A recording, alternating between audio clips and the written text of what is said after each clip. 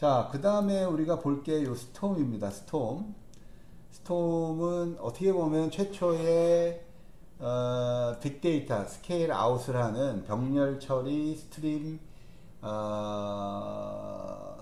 병렬 처리 시스템이다, 이렇게 보시면 됩니다. 그래서 최초의 거고 초기에 상당히 많은 구현 모델이 있었어요. 근데 요새 뭐 큰 업체들은 쓰긴 합니다. 예, 뭐 어차피 기능이 스케일 아웃이 필요한 데는. 근데 이제 이것도 느낌이 이런 거예요. HBase랑 비슷한 느낌, 하둡이랑. 너무 커. 그래서 뭐 중소기업이 뭔가를 하기에는 너무 큰 거라, 물론 스케일 아웃이 중요한 뭐 국가 차원의 뭘 해야 되거나 뭐 이렇게 되면 이걸 고민해 보겠지만 비용 효과가 그렇게 얼마나 될까, 이런 생각이 좀 듭니다. 스톰. 네, 스톰. 예, 이거 처음 이거 봤을 때 아주, 야, 이거 되게 성능이 좋겠죠. 왜냐면 제가 이제 스트림 연구를 해왔기 때문에 하둡보다도 더 감명 있게 봐긴 했지만, 복잡해요. 복잡해. 자, 봅시다. 스톰. 예. 그래서 분산 리얼타임 컴퓨테이션 시스템. 예, 이렇게 붙어 있고요.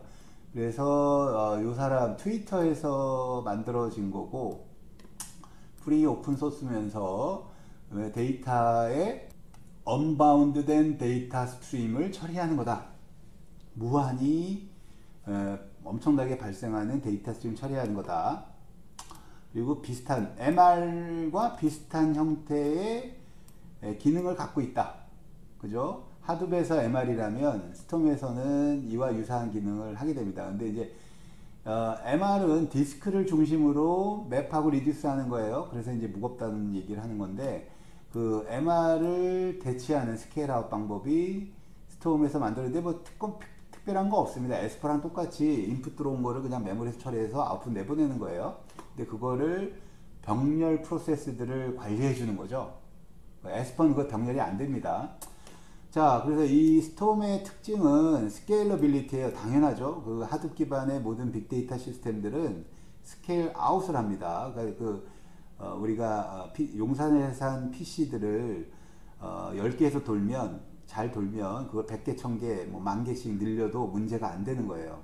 기존의 스케일업은 늘릴 수가 없어요. 비용이 너무 비싸고 서로 부하 로스가 많아가지고. 그래서 익스포넨셜하게 비용이 들어가고 시간도 들어가는데, 요 빅데이터 처리 시스템들, 빅데이터 생태계들에 있는 애들의 특징은 확장성, 스케일 아웃입니다. 리니어 스케일 아웃. 자, 얘는 제가 마음에 들어요. 얘는 마음에 드는데, 이 두 번째가 계속 마음에 안 들어요. 요 폴트 톨러런스를 지키겠다는 게 퍼스트 프라이어티입니다. 우리가 스파크도 그렇고 하둡도 그렇고 뭐 HBase 뭐 이런 거 다 폴트 톨러런스가 강조되고 있어요. 뭐 이론적으로는 맞습니다. 병렬 분산이고 그 노드들이 뭐 100개 이상 넘어가면 사람이 관리할 수가 없어요. 그냥 매일매일 뭐 한 열 몇 개씩 망가져 나가니까, 디스크도 나가고 메모리도 나가고 버스도 나가고 뭐. 그러니까 폴트 톨러런트 해야 되는 거죠. 사실은 뭐가 죽으면. 근데 이제 폴트 톨러런시를 지키는 방법이 디스크 기반이에요. 예. 그래서 이걸 잘 모르겠어요. 우리가 그러니까 디스크 기반이라는 의미가 이게 맞는지 모르겠는데, 하여튼 폴트 톨러런스가 데이터에 대한 폴트 톨러런스면 부하가 너무 크다예요. 지나간 데이터를 내가 다 처리하겠다. 지나간 데이터 그냥 다 잊어버리겠다. 이 처리가 더 나은 것 같은데, 예, 여기는 데이터를 다 가져가겠다는 느낌이 있고요. 멀티 랭귀지, 뭐 여러 가지 랭귀지들이 다 된다. 자, 이게 이제 스톰과 하둡을 비교한 겁니다. 요 비교표만 이해하셔도 스톰이 뭔가를 알 텐데, 하여튼 이거 보면 또 퀘스천만 많아져요, 사실은. 자, 하둡은 배치 처리용입니다. 하둡을 스트림용으로 쓰시면 안 돼요. 그러니까 잘못된 인식을 하는 사람들이 있어요. 하둡은 스케일을 아웃을 하니까 데이터 양이 많을 때 엄청난 노드를 늘려서 실시간에 내가 뭔가 분석 결과, MR의 결과를 얻는 시스템이야 라고 생각하시면 오산이에요. 오산입니다. 왜? 데이터가 아무리 노드는 작으니까 엄청난 양의 데이터를 적재하느라고 시간이 많이 걸려요. 적재하고 데이터가 뭐 밸류 하나면 모르겠는데 결과가 또 큰 양의 데이터다 그러면 꺼내 오는데 시간이 걸립니다. 왜? 걔는 1000개, 10,000개가 쫙 그 하드 기반으로 잘 관리가 됐다 그러지만 그 하드 시스템의 데이터를 집어넣는 시간, 그 다음에 거기서 결과를 리듀스해서 지들끼리는 리듀스가 병렬로 되지만 이 유저 쪽으로 가져오는 시간, 이 시간이 부하가 엄청 걸려요. 그러니까 결국은 그것 때문에 리얼타임이 안 됩니다. 그래서 배치해요, 무조건. 옛날에 초기에 브루턴가? 거기가 이쪽으로 되게 많이 나갔었어요. 우리나라 업체인데 SKT랑 많이 했다가 팽당해가지고 지금 해외랑 하는 걸로 아는데 되게 잘하시는 분이에요. 그래서 이때 트위터는 실시간인데 실시간을 하드브로 할래. 그래서 들어가서 봤더니 그 전날 만들어진 트위터를 밤새 집어넣어요. 밤새 하드에 넣어. 적재하느라고 시간이 엄청 걸려요. 왜? 트위터가 엄청나거든요. 그리고 나서 적재가 다 끝난 다음에 하드브로 병렬 처리를 해. 그리고 나서 꺼내와요. 그러니까 이게 리얼타임, 물론 엄청난 양의 데이터를 하룻밤새에 처리하는 거는 과거 시스템으로는 불가능한 거예요. 그죠? 과거에 어떤 우리가 갖고 있던 오라클이나 뭐 이런 걸로는 그러니까 불가능을 가능하게 했다는 거지. 그게 리얼타임이다, 데이터 스트림이다라고 볼 수는 없는 거예요. 예, 배치를 올리고 배치로 결과를 뽑았으니까 처리만 병렬로 처리해서.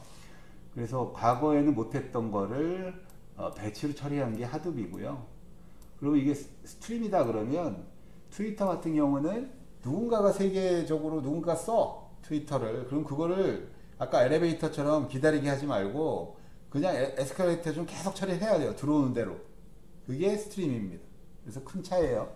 그게 리얼타임이고요. 그러니까 근데 이제 혹자는 못하던 거를 우리가 했으니까 리얼타임이야 뭐 이런 얘기들을 하는 사람인데 요거 기술적으로는 완전히 다른 얘기입니다. 자, 그래서 하드분 병렬 처리고요. 스톰은 병렬 리얼타임 처리예요. 병렬 배치 처리고. 자, 그래서 우리가 하드의 중요 요소 중에 하나가 잡 트래커죠.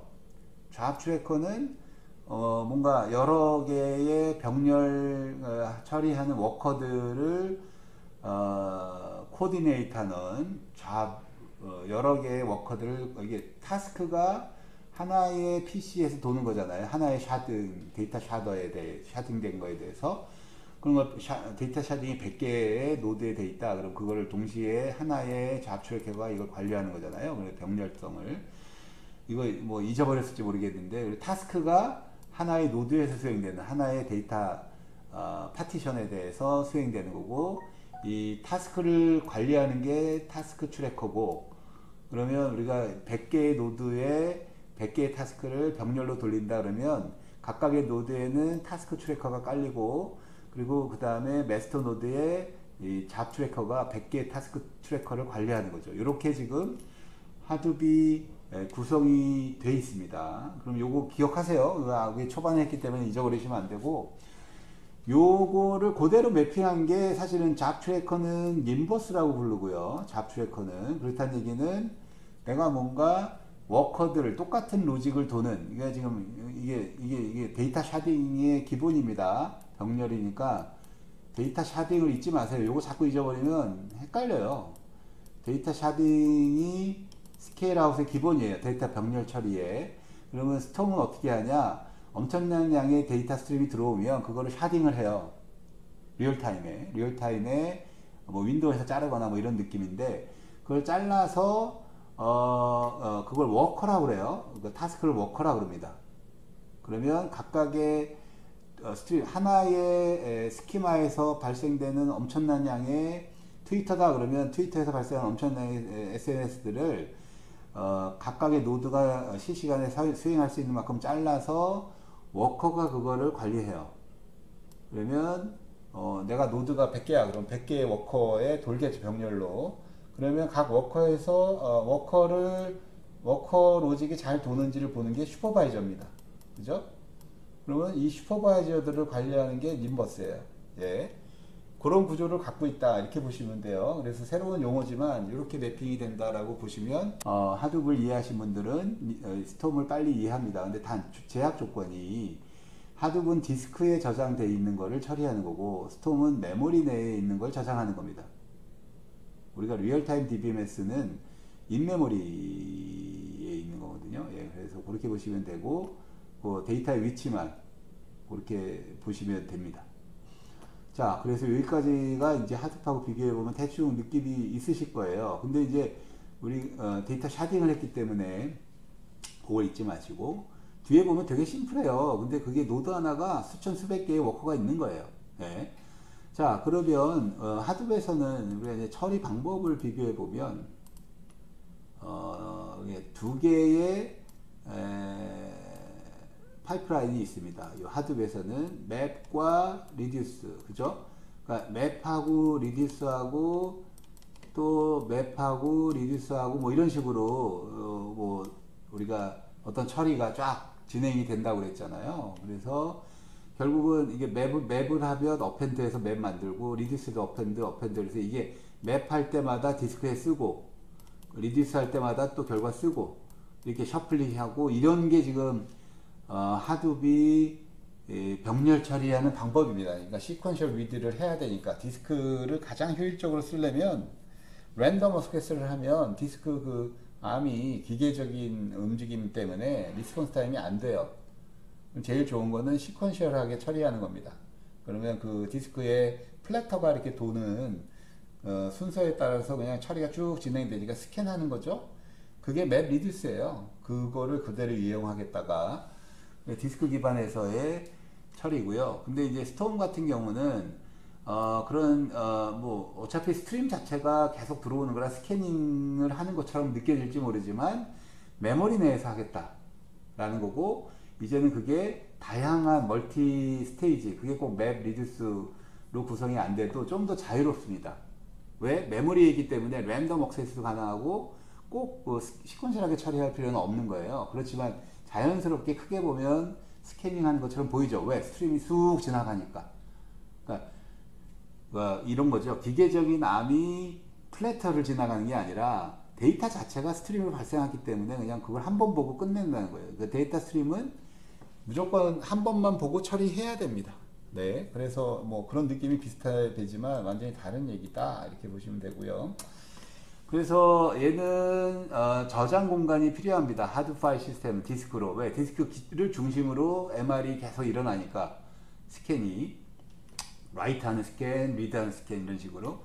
근데 스톰은 스토리지가 필요 없습니다. 왜? 메모리에서 다 수행이 되는 거예요. 그래서 스톰이 비싸죠, 사실은. 그러니까 메모리 적재량을 적재할 수 있는 게 늘어나야 됩니다, 메모리가. 그렇게 보면 스팍도 메모리에서 하니까, 예, 이쪽 실시간 쪽으로 가면 갈수록 이 사이에 이제 스팍이 있는 거죠. 메모리 쓰면서 배치리도 처리하고 얘도 하고, 예, 이런 느낌이에요. 그래서 하여튼 스톰은 우리가 스토리지는 필요 없다. 그게 이제 데이터 스트림 처리에서 가장 강점이지만 비용은 많이 드는 건데, 이제 뭐 메모리, 그래서 이제 삼성의자 더 사셔야 될 것 같아. 메모리 엄청 많이 쓸 것 같아요, 사실은. 예, 그 다음이 하둡은 원타임 프로세싱, 한번 배치로 하니까 한 번 처리하고 끝나는데, 컨티뉴어스 처리입니다. 얘는. 스톰은 왜? 데이터 스트림은 무조건 연속적으로 새로 들어오는 애한테 계속 처리가, 데이터가 흘러가고 프로세스는 그냥 돌아가는 거고, 하둡은 데이터는 고정되어 있고 프로세스가 한번 원타임 쿼리로 들어갔다 나오는 거고요. 그래서 스트림 처리는 컨티뉴어스다. 예, 그래서 네, 그래서 이제 구조가 이렇게 보입니다. 스톰은 님버스가 아까 우리 얘기한 대로 메스토노드라고 그랬죠. 님버스는 전체를 관리하던 메스토노드고, 하둡에서의 잡트래커다. 잡트래커는 하나의 논리적인 병렬 연산을 가장 윗단에서 관리하는 거죠. 우리가 이거 기억하셔야 돼요. 하둡이나 스톰은 우리가 피그처럼 어떤 프로세스를 관리하는 건 아닙니다. 그죠? 그냥 단위 오퍼레이션을 병렬화하는 거예요. 그러면 그거를 오퍼레이션과 오퍼레이션이 연속되는 걸 하는 거는 응용 프로그램에서 하셔야 되는 거죠. 피그는 그거를 하둡에서 하는 거고, 그러니까 하둡과 스톰도 다 똑같아요. 연산자 하나를 처리하고 싶은데 데이터가 너무 많아서 그 연산자를 병렬화하는 느낌이에요. 그래서 하둡의 좌 트래커랑 똑같은 게 님버스고요. 님버스라는 애는 연산자 하나에, 병렬 연산자 하나에 들어갈 거고, 그 다음에 이 사이에 이제 주키퍼가 들어가요. 이 주키퍼가 뭐였죠? 분산 코디네이터였죠. 얘는 주키퍼를 꼭 써야 됩니다. 그죠? 예, 왜? 분산 그거를 쓰기 때문에. 그래서, 요 주키퍼를 통해서 슈퍼바이저들하고 통신을 하게 되고요. 그래서 클러스터 코디네이트니까. 그래서 요 슈퍼바이저는 사실은 요게 이제, 한 노드가 되겠죠. 그죠? 그러니까, 이게 타스크 트래커니까 우리가 슈퍼바이저는 타스크 트래커니까 이게 한 컴퓨터들, 그래서 이게 스케일 아웃이 되는 거다 이렇게 보시면 되고요. 그래서 네, 이게 데이터 노드처럼 보이시면 돼요. 네, 그래서 이게 수천 개 수백 개가 만들어지는 거죠, 병렬로. 네. 자, 그래서 스톰에서의 폴트 톨러런스는 만약에 워커가 죽으면 슈퍼바이저가 리스타트를 하게 됩니다. 그게 뭐 그 죽은 노드, 그러니까 PC 자체 죽었으니까 딴 PC에 리스타트를 하겠죠. 예, 그래서 새롭게 리스타트를 슈퍼바이저가 하게 되면, 얘는 우리가 하드에서도 타스크가 죽으면 타스크 트래커가 다시 리스타트 시키죠. 그 다음에 노드 자체가 죽어, 우리가 지금 하나의 데이터 노드가 죽어버리면, PC가 다 죽어버리면 님버스가 여기서 돌던 타스크들을 다른데 머신에 다 보내게 됩니다. 그죠? 그래서 새로운 머신을 만든다, 뭐 이런 거고요. 그 다음에 님버스나 슈퍼바이저 데몬이 죽으면 네, 님버스 데몬은 네, 아무 일 없었던 것처럼 다시 돕니다. 뭐 잠깐만요. 이게 어떻게 되더라? 데몬들은 이거 다시 돈대요. 예. 데몬이 죽으면 다시 스타트 시키면 된다. 예. 그래서 자기가 아무 일 없던 것처럼 리스타트를 한다, 뭐 이렇게 돼 있네요. 예, 자기가 자기를 보고. 그래서 예, 어떤 포인트든 이런 데몬들은 다시 살아나고, 근데 스테인리스니까 주키퍼나 스테이트는 주키퍼에 저장이 되거나 디스크에 저장이 됩니다. 그래서 메모리에 저장되지 않고 그가 돌고 있는 상황들, 이런 것들은 디스크에 있어. 이게 마치 write ahead 로그죠. 내가 지금 뭘 돌고 있어를 디스크에 주키퍼도 마찬가지, 주키퍼 내 디스크에 저장합니다. 디스크, 왜냐면 이게 퍼시스턴시가 보장이 되는 거니까. 그럼 죽으면 다시 살리면 내가 죽기 전에 뭘 했는지를 디스크 로그를 보고 그걸 계속 연속을 하면 되니까, 그래서 계속 리스타트만 시키면 되는 그런 얘기입니다. 그래서 하둡은 님버스나 뭐, 예, 만약에 잡 트래커가 죽으면 모든 잡들은 로스트가 됩니다. 네, 그래서 요거랑 좀 다르다, 뭐 이런 얘기들을 하는데, 자 봅시다. 스톰의 토폴로지예요. 그래서 스톰은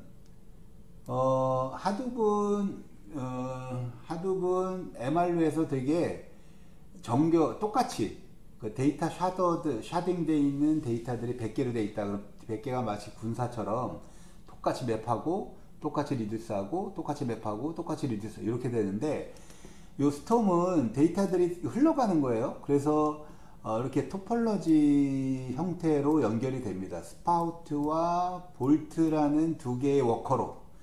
기억하세요. 스파우트와 볼트. 스파우트는 요 수도꼭지 같은 거고요. 데이터가 발생되는 거고, 볼트는 말 그대로 워커입니다. 여기 뭔가가 일어나는 거죠. 그 물에 대해서.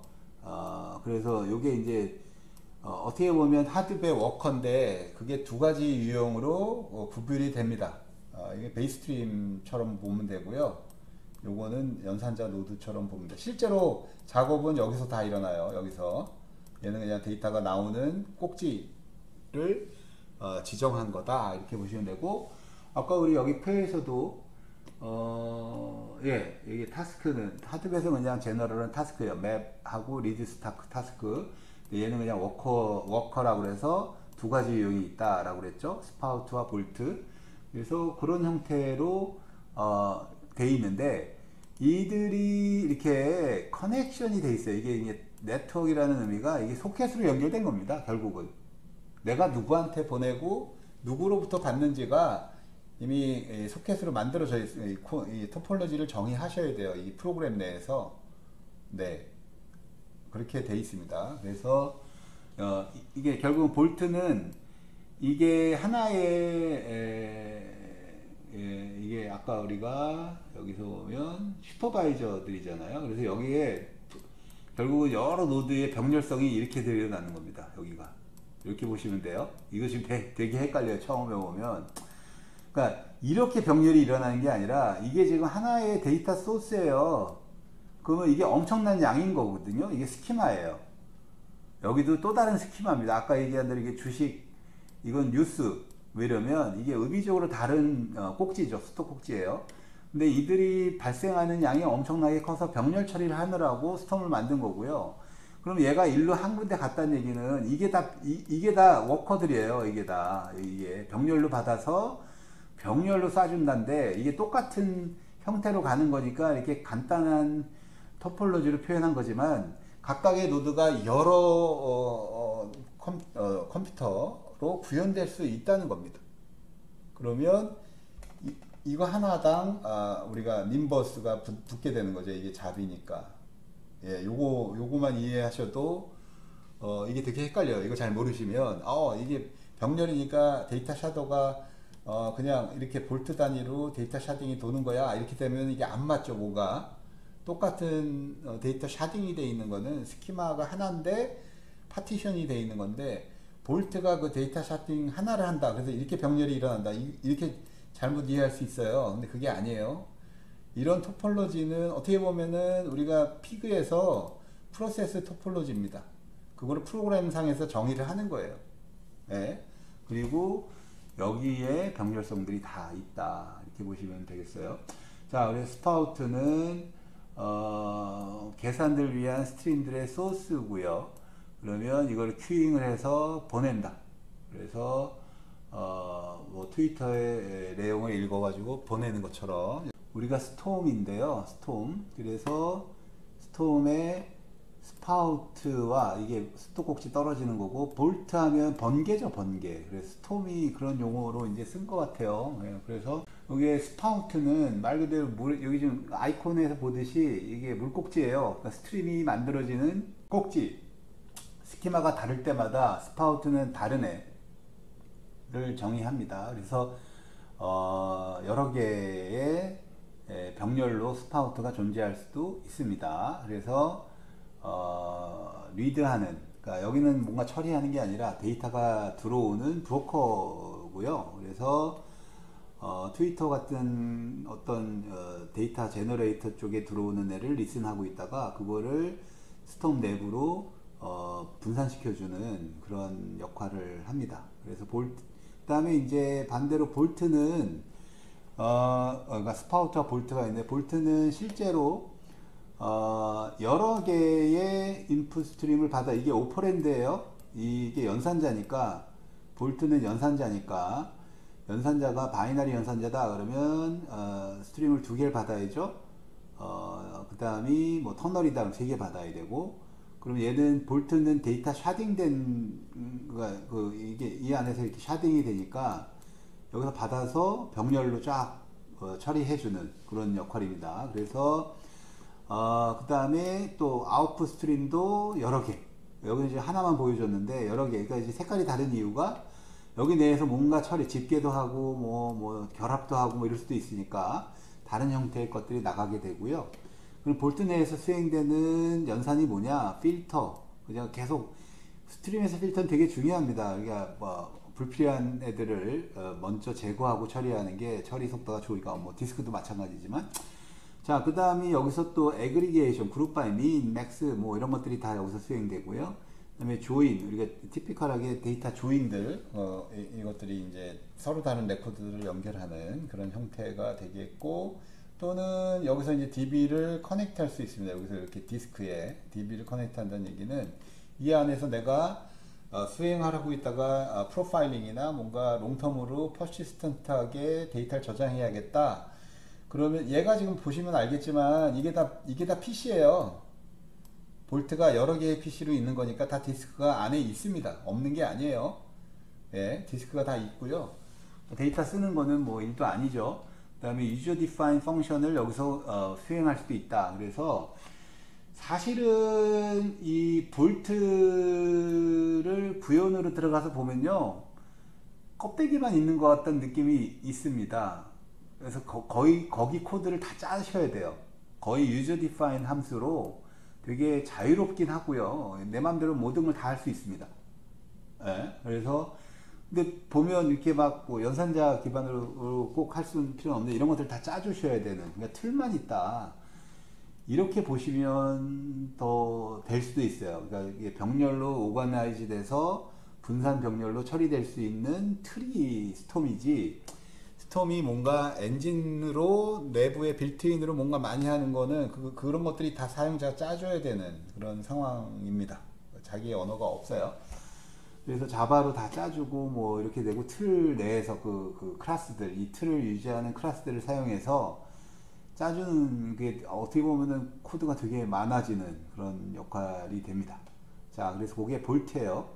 자, 그러면 우리가 이제 요렇게 요 그립이 더 맞죠. 지금 여기 스파우트에서 여러 워커들이 존재하고, 예, 그들이 이제 여러 패시에서 돌 거고, 그러면 여기 볼트에서도 이게 의미적으로 집계인데 데이터 샤딩된 만큼 또 워커들이 또 있겠고요. 이런 식으로.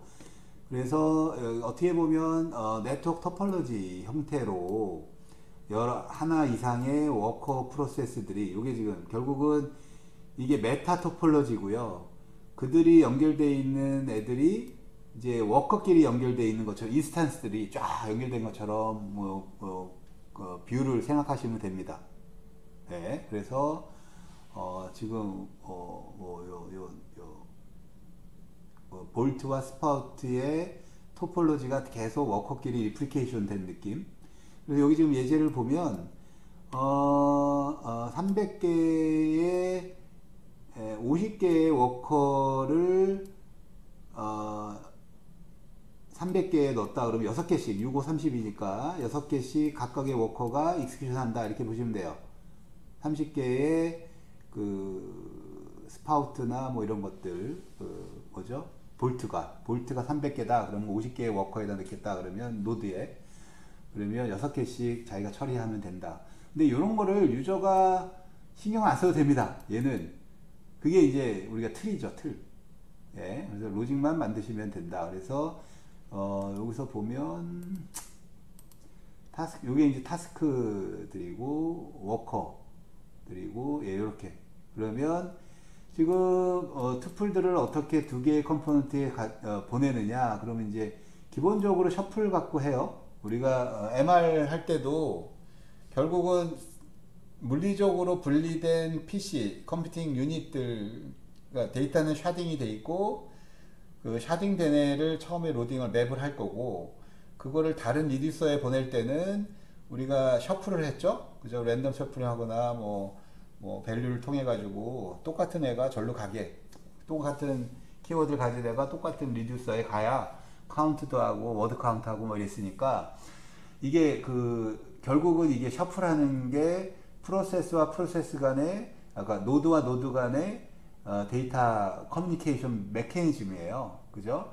그래서 맨 처음에 할 수 있는 게 랜덤 타스크, 랜덤하게 할 수도 있고, 필드 그룹핑을 하게 되면 랜덤 셔플이 되고, 그러니까 그거는 이제 우리가 랜덤이라는 건 해시 셔플이죠. 해시를 둬서 병렬성을 최대한 느끼게 하는, 그래서 필드에 대해 해시 함수 줘가지고 랜덤 셔플이 되게 이렇게 갈 수도 있고, 뭐 이런 거는 이제 여러분들이 이제 그 데이터 보낼 때 어떻게 셔플, MR 할 때도 마찬가지죠. 그거는 유저가 정의를 하는 거니까 그거는 정의해서 코딩에 반영을 하셔야 됩니다.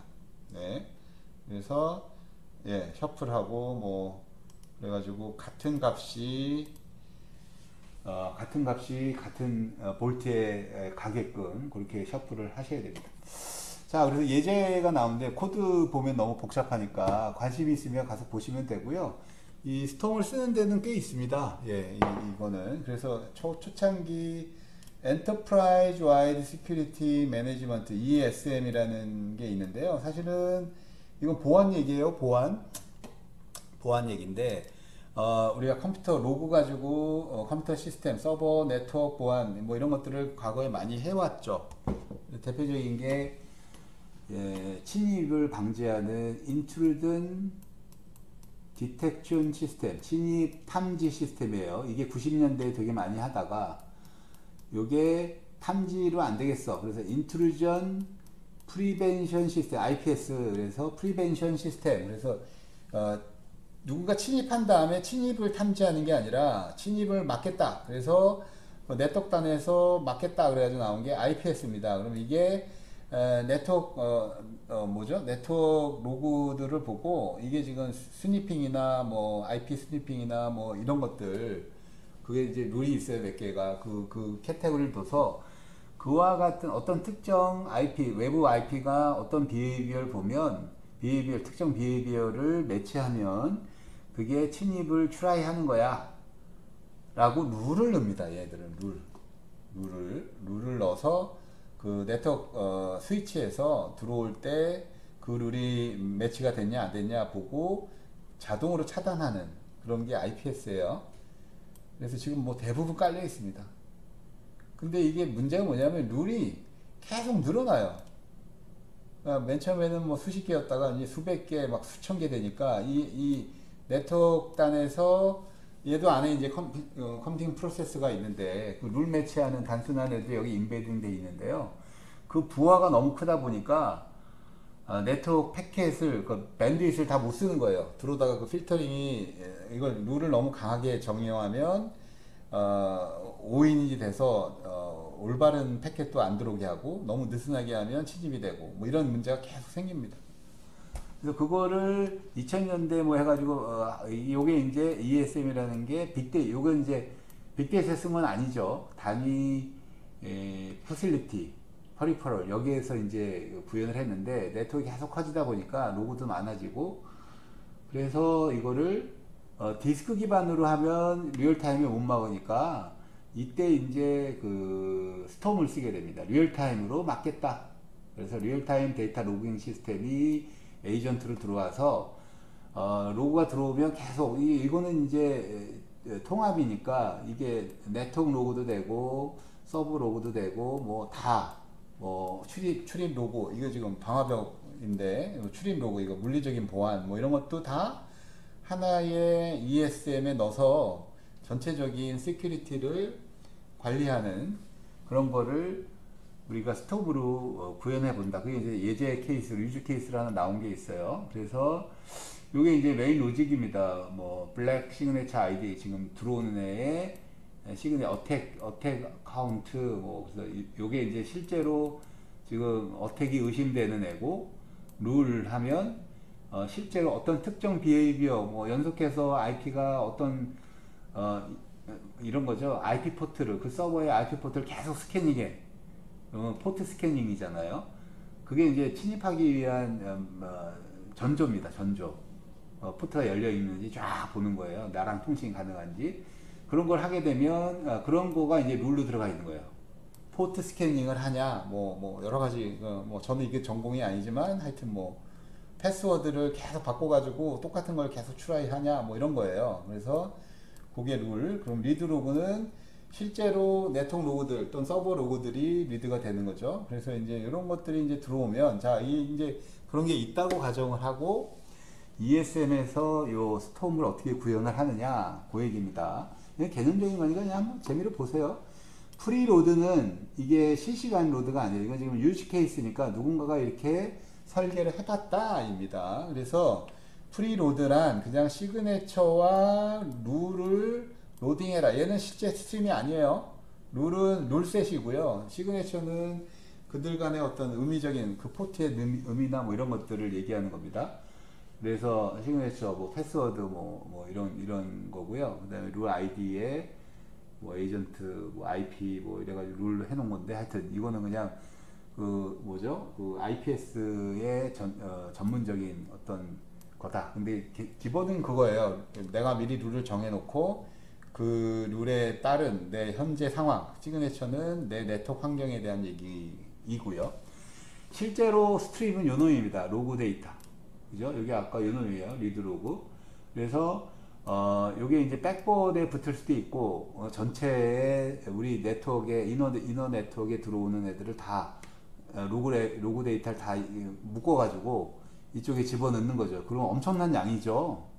예, 뭐 요새 뭐 엄청난 백본의 스피드가 엄청날 거고 네트워크에 붙어 있는 로그들이 되게 많을 거라 그걸 다 취합을 하면 웬만한 크기의 회사면 엄청난 양이 됩니다.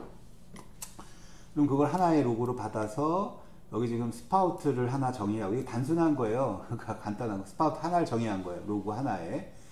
그러면 스파우트는 이 로그를 계속 아래로 쏴주는 거예요. 그러니까 데이터 로그가 하나의 투플로 표현이 돼서 스트리밍으로 나가는 거고요. 그럼 이게 스트리밍 나오면 제일 첫 번째 볼트, 그러니까 지금 이렇게 되는 거죠. 이게 이제 스파우트 얘기예요. 스파우트는 시큐리티 이퀴먼트로부터 로그를 받는다. 이게 프리로드 받는 거고, 두 번째 스파우트는 샌드 로그를 디텍트 볼트로 보내라. 지금 요거 읽고 여기로 보내라. 요게 이제 스파우트가 하는 일이에요. 그러면 요 디텍팅 볼트라는 게 요 놈입니다. 요 놈.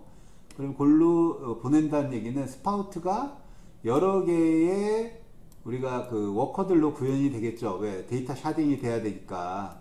그래서 스파우트 1, 2, 3로 분할이 이렇게 데이터 샤딩을 하게 됩니다. 그죠?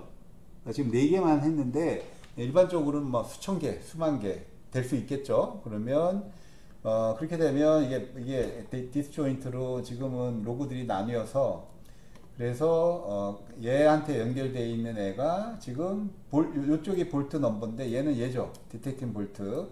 얘도 여러 개의 워커들로 구성된 거라 1, 2, 3 지금은 3개를 얼로케이트를 해놓은 예예요. 근데 이건 예제니까 3개인데 뭐 수백 개, 수천 개도 될 수 있겠죠. 우리가 시스템이 커지면. 그럼 모든 스파우트는 모든 볼트와 다 커넥션이 있겠죠. 왜? 이 커넥션은 하나하나씩 있는 게 아니라 서버 단위로 있는 거니까.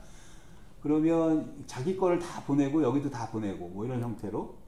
근데 이제 여기서 셔플 그룹핑이 일어나게 됩니다.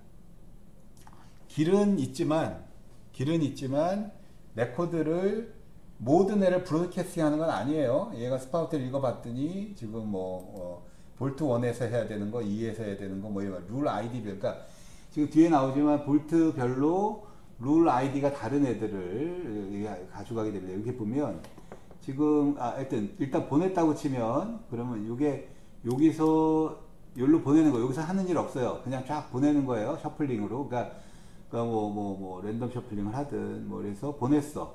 그러면 여기서 어떤 일이 일어나냐가 지금 여기 나오는 거죠. 그래서 볼트 1, 볼트 2, 볼트 3가 자기가 받은 것들을 읽어서 뭔가 디텍션이 되면 어느 룰이 됐는지를 보고 그래서 내가 1번 룰이 매치됐어. 다 매치해봐요. 내가 룰을 매치해보고 각각의 병렬로. 근데 내가 받은 로그에 디텍팅 룰 3번이 매치된 애는 다 요 볼트 2에 보내라요. 여기 지금 보면 대충 나오죠. 룰 넘버 3이 매치가 됐어요. 이거는 미스유즈 방법이라고 해서 뭔가 룰 넘버 3번이 만약에 포트 스캐닝이었어. 그럼 포트 스캐닝 한 애는 다 볼트 2로 보내. 그런 게 여러분들 로직에 있는 거예요. 그럼 그게 얘가 볼트 이쪽에 있는 볼트는 룰 넘버 3번 되는 애는 1로 다 보내는 거죠. 1로. 예? 그리고 나머지 룰 넘버 2는 얘한테 보내고. 그죠? 이런 식으로. 그러면 이게 마치 리듀서처럼 룰 넘버로 리듀스 한 거랑 똑같다고 보시면 돼요. 그래서 필드 그룹핑 특정 값이 아까 여기는 랜덤하게 그냥 셔플링 하는 거고 그 룰에 매치된 룰의 필드 값에 따라 그룹 바이를 해서 글로 보내라는 얘기죠. 그래서 그러면 이제 여기서 보내고 나면 그 다음에 받는 애가 요 놈이잖아요. 요게 그 놈이에요. 요게. 그럼 그 다음 애가 자기가 받은 거에서 그리고 결국은 자기는 요 볼트 넘버 2는 룰 넘버 3를 매치한 애들만 받을 거 아니에요. 그럼 룰 넘버 3가 총 몇 번 매치가 됐냐, 그룹 바이를 해서 이게 결국은 카운트에서 인계치 이상 되는 디텍트에 올리는 겁니다. 지금 침입이야. 룰 하나 매치됐다고 침입하는 게 아니고요. 예. 그래서 여기서 각각 룰 3가 임계치 20을 넘었어, 그럼 알람 울리는 거고요. 뭐 10, 알람, 이게 얘가 이제 마지막 결정을 하는 거죠. 임계값을 병렬로 비교해서, 이게 결국은 리듀서다 이렇게 보시면 돼요. MR. 아까 위에 있는 볼트는 맵을 한 거고, 어떤 룰이 매치됐냐를.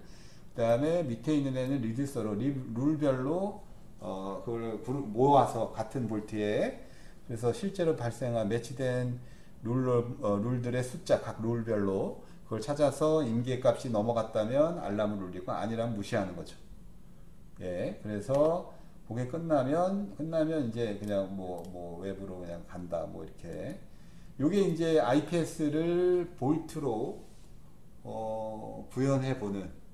그러니까 우리가 이제 IPS는 기계 안에 인베팅 돼 있는 거고요. 과거 90년대, 70년대 지금 다 있는 것들은, 얘는 이제 엔터프라이즈 와이드로 이거를 판단해 보겠다, 그런 시스템을 볼트로 만들어 보겠다 그러면 가장 간단한 방법이에요. 이게 지금 토폴로지는 그냥 시퀀스죠. 그냥 하나로 쫙.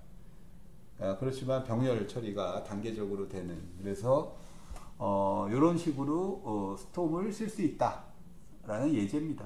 네, 그래서 이해하시면 되고요. 그래서 ESM 아키텍처는 하드브로 배치로도 구할 수 있고 노에스큐엘 DB로도 카운트해서 할 수도 있지만, 실제로 스톰을 써서 리얼타임 처리를 한 거죠. 이렇게. 그래서 옵션들이 있는데 얘는 다 배치예요. 배치. 이렇게. 그럼 이걸 만약에 스팍으로 한다 그러면 할 수 있겠죠. 우리가 덱으로 저게 표현이 될 테니까 어떤 걸 구현하느냐, 그 얘기가 이제 있을 거고요. 그 다음에 두 번째 트위터 쪽의 예제인데요. 이게 어차피 트위터에서 만들어진 거라, 그래서 토픽하고 스토리를 머징하는 뭐 그런 예예요. 그래서 온라인으로 피처들하고 리절트 랭킹하고 싶고 뭐 이런 것들, 그래서 인터널 로고 뭐 이런 걸 트위터에서 트윗들이 날라오고 페이브레이트 트윗이 있고 뭐 임프레션 뭐 이런 게 있나 봐요. 그래서 그거를 스톰에 넣어서 리얼타임 대시보드로 뭐 이런 것들을 뉴스 피처 뭐 이런 것들을 만들었다, 뭐 이런 것들이 이제 트윗에서 썼던 그 스톰을 가지고, 그리고 트윗이 이제 개방한 거죠. 그래서 여기 보면 트윗이 들어오면 여기 이제 레디스 여기 나오죠. 레디스, 이게 결국은 우리가 인메모리 DB. 근데 레디스는 이렇게 막 스케일 아웃이 막 잘 되는 건 아니에요. 그걸 여러분들이 붙여야 돼. 레디스를 또 노드로. 그래서 하여튼 여기서는 레디스를 인메모리 썼어요. 왜? 데이터 들어오면 이게 발생한 리얼타임이 오니까 이거를 빠르게 스파우트에 전달해 줄 수 있어서, 그래서 레디스를 여기 썼고요. 우리가 기회가 되면 레디스를 볼 텐데 뭐 모르겠네요. 레디스. 그래서 쫙 간단해요. 이거 해시 키 밸류라.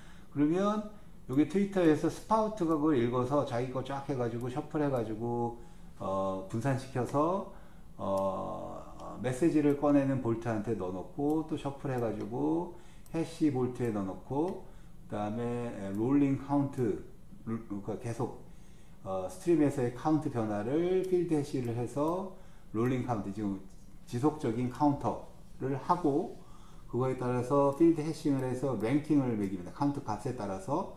그리고 나서 글로벌, 요걸 이제 요게 이제 리듀스죠. 전체에 대해서. 그러면 머징을 해서 다시 레디스 큐에 해가지고 UI에 보냈다. 뭐 이런 느낌이에요. 이렇게 인터널하게 구성을 했다. 그러니까 이거를 뭐 되게 복잡하게 만들 수도 있겠지만, 예, 요게 이제 이렇게 되면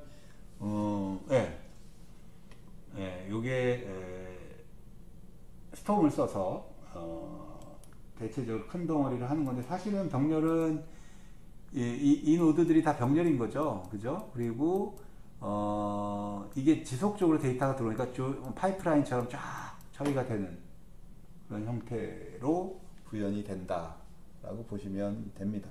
이거 다 코딩으로 해 주셔야 돼요. 이게 그냥 틀이 있는 게 아니라, 우리가 피그 같은 경우는 그것도 이제 스크립트 언어로 이제 프로를 정의하는 건데 되게 쉽죠. 큰 덩어리죠. 근데 얘는 스크립트 언어가 아니라 자바로 요 클래스들을 다 유저가 만들어서 내가 몇 개의 워커들을 만들 거고 다음엔 어떻게 되고 이런 걸 다 코딩을 해줘야 돼요. 거의 막 비어 있다라고 느낌이 처음에 들어가면 있습니다. 그러니까 개발자의 노력이 되게 많이 들어가는 거다 이렇게 보시면 됩니다. 그래서 피처들 뭐 임프레션 해가지고 스톰 토폴로지에 넣어서 뭐 그래프스토 메타 해가지고 뭐 이렇게 자기들이 썼다 뭐 이런 이렇게 돼 있습니다. 그래서 뭐 이거 관련해서 뭐 연구를 하거나 더 하겠다 그러면 들어가서 보시는데요. 저는 스톰 쓰지 말라고 추천드리고 싶어요. 네. 이것도 되게 어려운 일 중에 하나입니다. 여기 뭐 컨피그레이션 들어가고 뭐 간단한 것들은 좋아요. 한 노드 하나. 근데 복잡하게 하려고 그러면 이거 나중에 힘들어요. 간단한 인메모리에서 간단한 연산자 하나 정도를 스케일 아웃 하겠다. 되게 좋습니다. 넥스트 투플 해가지고 에밋 투플들을 이렇게 요거 다 코딩을 해줘야 돼요. 피그하고는 완전히 다른 얘기입니다. 이거는 자바 코드로 내가 언제 동안 자고 있다가 뭐 요거 받아가지고 뭐 에밋 해고 요거 다 코딩으로 그래가지고 뭐 투플을 익스큐션 하는 거는 보이드 익스큐트 투플을 읽어가지고 뭐 완전히 다 자바 코드예요. 클래스 멤버 다 읽어가지고 그래서 뭐 요 정도만 보이겠습니다. 혹시 질문 있나요? 스톰 관련해서?